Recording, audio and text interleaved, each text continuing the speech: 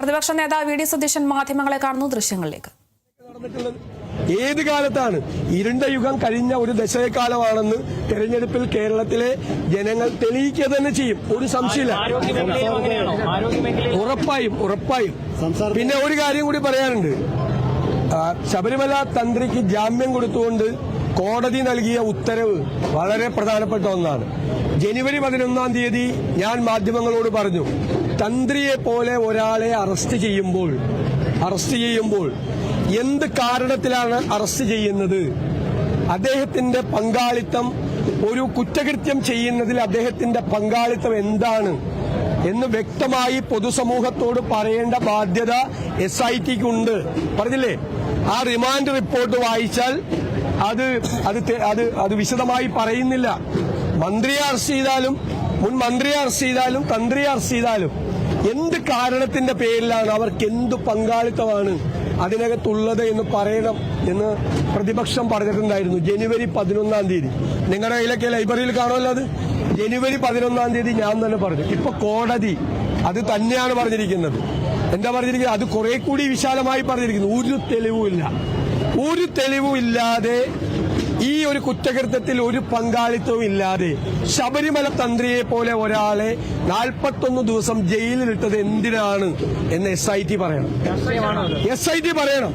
കാരണം CPM നേതാക്കൾക്കെതിരായി ആരോപണങ്ങൾ മൂർച്ചവെച്ചപ്പോൾ അതിൽ നിന്നും വഴിതിരിച്ചു വിടുന്നതിന് വേണ്ടിയിട്ടാണ് മുഖ്യമന്ത്രിയുടെ ഓഫീസിന്റെ സ്വാധീനത്തിൽ ഈ തന്ത്രിയെ അറസ്റ്റ് ചെയ്തെന്നുള്ളൊരു ആരോപണമുണ്ട്. അല്ല, ഞാൻ നിരപരാധിയാണെന്നല്ലല്ലോ ഞാൻ പറഞ്ഞത്. ഒരാളെ, തന്ത്രിയെ പോലെ ഒരാളെ അറസ്റ്റ് ചെയ്യുമ്പോൾ എന്താണ് അദ്ദേഹത്തിന്റെ പങ്കാളിത്തം, എന്ത് കുറ്റകൃത്യമാണ് അദ്ദേഹം ചെയ്തിട്ടുള്ളത്, ഏത് ഒഫൻസാണ് ചെയ്തിട്ടുള്ളത്, ഏത് സെക്ഷനാണ് അദ്ദേഹത്തിനെതിരായി അട്രാക്ട് ചെയ്യപ്പെടുന്നത് എന്ന് പറയണ്ടേ? പറഞ്ഞില്ല. അതന്നെ കോടതി പറഞ്ഞത്.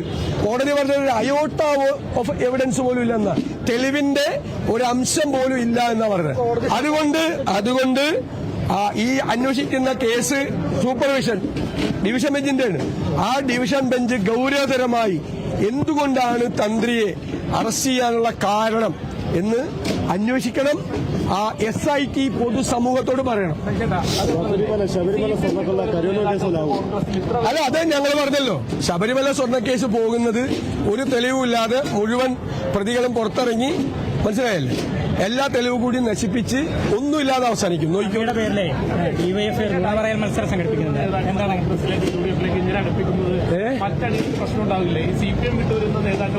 ഇത്ര വലിയ സ്വീകാര്യത കൊടുക്കുന്നത് മറ്റ് പ്രവർത്തകരെ അസ്വസ്ഥരാക്കില്ല. അല്ല, നിങ്ങൾക്ക് എന്തിനാ അത്ര അസ്വസ്ഥത? കോൺഗ്രസ് വിട്ട് എത്ര പേര് CPMൽ പണ്ട് ചേർന്നു ഞങ്ങളുടെ ഭരണം പോയപ്പോ?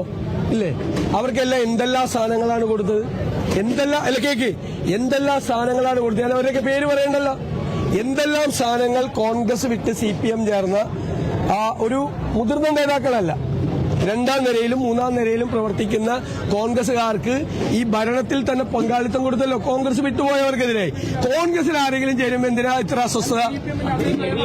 അല്ലല്ല, ഞങ്ങള് CPM വിട്ട് കോൺഗ്രസിലേക്ക് ആരെങ്കിലും വന്നാൽ വരണ്ടെന്ന് പറയണം. ആരോഗ്യ മേഖലയിലെ കോഴിക്കോടത്ത് അതേ തന്നെയാണ് ഇപ്പോൾ വണ്ടാനം മെഡിക്കൽ കോളേജിൽ ആവർത്തിച്ചിരിക്കുന്നത്. ഇത് 1-2 സംഭവങ്ങളല്ലെന്നേ. സംസ്ഥാനത്തുടനീളം ഞാൻ പറയില്ലേ, 4ാം ക്ലാസ്സിൽ പഠിക്കുന്ന വിനോദിനിക്കുണ്ടായ സംഭവം തൊട്ട് നിരവധി സംഭവങ്ങളാണ് നെയ്യാറ്റിൻകരയിൽ, അല്ലേ? വിവിധ ഭാഗങ്ങളിൽ, കേരളത്തിന്റെ വിവിധ ഭാഗങ്ങളിൽ നിരവധിയായ സംഭവങ്ങളാണ്. അത് ഞാൻ പറഞ്ഞല്ലോ. അങ്ങയുടെ പേരിൽ DYFI നുണപറയൽ സമരം സംഘടിപ്പിക്കുന്നുണ്ട്. എന്താണ് അങ്ങയുടെ? ഇയാൾ കൂടി അങ്ങ് പോയി പങ്കെടുത്താൽ മതി. കൈരളിക്കാര് റിപ്പോർട്ടർമാര് പോയി പങ്കെടുക്കുക അതിന്റെ അകത്ത്. കാരണം അവരാണ് കൈരളി റിപ്പോർട്ടർമാര്. കേരളത്തിലുള്ള മുഴുവൻ കൈരളി റിപ്പോർട്ടർമാരും DYFI സംഘടിപ്പിക്കുന്ന, താങ്കൾ ഉൾപ്പെടെ ഉള്ളവർ പോയി ആ മത്സരത്തിൽ പങ്കെടുക്കുക. നല്ല മത്സരമായിരിക്കും, നല്ല കടുത്ത മത്സരമായിരിക്കും. അതത് കിട്ടും.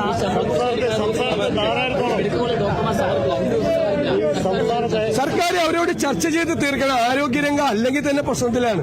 നീ ഡോക്ടർമാരുടെ സമരവും കൂടി ആവുമ്പോൾ താങ്ങാൻ പറ്റാതാവും. കുരുക്ക് മാറ്റാൻ ഗവൺമെന്റ് വരുമ്പോ ഒരു തീരുമാനം എടുക്കുന്നത് ഉറപ്പായിട്ട് UDF ഗവൺമെന്റ് വരുമ്പോ തീരുമാനം എടുക്കും. പ്രതിപക്ഷത്തിലൂടെ അഭിപ്രായം കേട്ടാണ്